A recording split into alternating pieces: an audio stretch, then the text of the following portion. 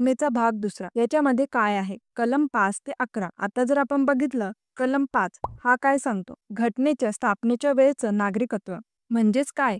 तर जी व्यक्ती भारताच्या राज्यक्षेत्रात जन्मली होती, जिच्या पालकांपैकी कोणीही एक भारताच्या राज्यक्षेत्रात जन्मले होते आणि जी व्यक्ती पूर्वीच्या लगतच्या किमान 5 वर्ष इतका काळ भारताच्या राज्यक्षेत्रात रहिवासी आहे, तो भारताचा नागरिक असेल. कलम 6 काय सांगतो? पाकिस्तानामधून भारतात आलेल्या व्यक्तीचं नागरिकत्व.